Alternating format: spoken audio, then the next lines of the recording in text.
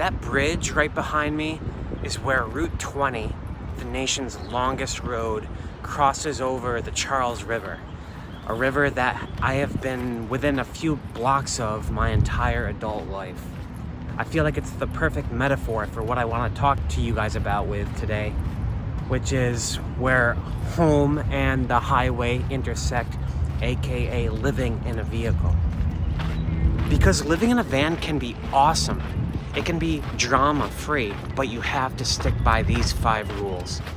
So, in no particular order, these are the 5 rules of van life, according to me and my experience. Rule number 1, don't tell anyone your spots. Where you sleep, where you put your car during the day and the night, keep that close to home. If a civilian is asking you, they're probably just curious. I always answer people like that. I sleep where I'm legally allowed to park overnight, and I leave it at that. What's more likely to happen is other people living in their vehicle or thinking of living in their vehicle want to know where to sleep, and they're going to ask you where to go. I know you want to be nice, guys. I know you want to help people out. I do as well. But don't tell those people where you sleep. Why? Because you're going to go to your spot one night and you're going to find they're going to be there. And if they're asking from a place of desperation, which they probably are if they're reaching out to strangers online asking where they sleep, they're not only going to be there tonight, they're going to be there tomorrow night and the night after. And soon enough, someone is going to catch on that someone is living in that spot. It's going to get taken away and will never be able to sleep there again. A serious van dweller, honestly, is never going to ask you where you sleep because they have their own rotation and they know where to find spots. I actually made a video a few weeks back about how to find places to sleep in the US Northeast. I recommend go watching that video. That's rule number 1. Second rule of van life should be obvious, but I feel like it always needs to be repeated. Always practice stealth. No matter what you do, always enter and exit your vehicle through the driver's side door. Don't open up the cargo door when you're on a residential street. Let people see what's inside. If you're sleeping on the street, block out your lights completely. I'm not talking about half-assing it with like a drape or a curtain.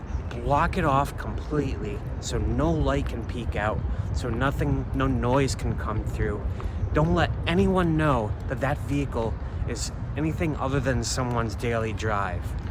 One thing I do to also be stealthy myself is if I'm going back to my car at night or whenever and I see someone else walking on the sidewalk, I will just keep going past my car.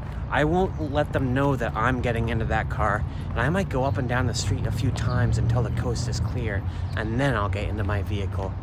The key here, folks, is not being seen, not giving people a reason to give you a hard time, not letting it cross their mind that your vehicle is something people sleep in. Oliver, you have to carry that blade higher off the water. I don't want it touching the water.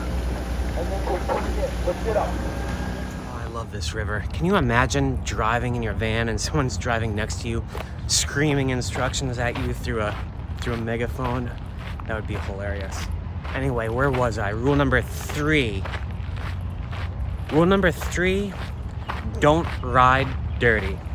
That means just what you think it means. Don't ride with your van inside smelling like weed. Don't ride with open containers of alcohol in there. Also, don't ride around with a bunch of unpaid tickets on your name. These are all things that can give a police officer probable cause to take your car off the road. Literally, to pull you over and say, nope, I'm not letting you get back in your vehicle. They're gonna have it towed to an impound lot. You know, this is something that can happen for most people and they kind of deal with it because it's just their car. For us, it's our home. Being towed, losing access to that, even for one night, is catastrophic. The risks are so much greater for us, so do not give police probable cause to inspect your vehicle or give you a harder time than you need to. If you want to drink or party or whatever, go out to a restaurant or a friend's house or something. Don't do that crap in your van. Rule number 4, always be moving. I'm talking rotate, rotate, rotate. Don't stay in the same spot more than one night in a row if you can avoid it. Ideally, you should have at least 14 spots in your rotation so you can move every night for 2 weeks. The fortnight schedule, that's how I work. It's worked out well for me. I've never had a problem in 2 years. Trust me, if you're living in a van and maybe your van don't look so good, like you have crap on it, like a AC unit that people normally don't attach to cars, or you have the reflectix up, you know, covering your windows, something that gives it away that someone sleeps inside, people are gonna take notice. And if you're there night after night, eventually you're gonna get a note on your windshield or a tap on your vehicle, you know, giving you a hard time. You want to be able to move every night. Like I said, rotate, rotate, rotate. And last but not least, my 5th rule of van life: always have a plan B. By that I mean a place you can go to if you're asked to move during the night. Whenever I'm venturing out, you have to experiment sometimes. You have to take risks, see if a place is worth sleeping at. I do that. That's how I learned all my spots, but I always had a backup spot, maybe within a 30-minute drive of there, in case I was asked to move during the night. I'm not willing to be somewhere, you know, where a guard taps on my window, tells me to move at 1 o'clock in the morning. Maybe they'll recommend a new place you can move to. They're not obligated to, though. Having a plan B is always just a good idea, not only for sleeping, but for a breakdown of your car. You need to have a contingency plan. You need to have the tire patch repair kit. You need to know how to change a tire if your tire blows and you have no cell service. You need to know how to get yourself out of a jam. Sit down, watch the YouTube tutorials, learn all of these things. Keep a little journal like I do and write down notes to yourself of where to sleep, how to fix stuff, all this stuff you're gonna need to know, because it's your house in there. It's not just a car.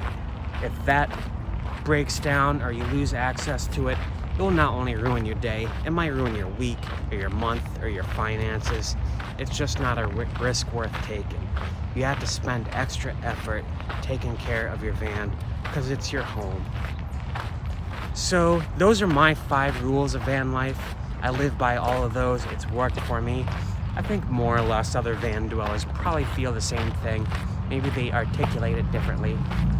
If you have any questions or things you want to add to what I said, please do so in the comments below. If you can, also please like and subscribe. I'm a van dweller based in New England. Not many of us up here. I'm trying to build a van dwelling community in the Northeast. Help me do so with that visibility. Like and subscribe. All right, peace out, everyone.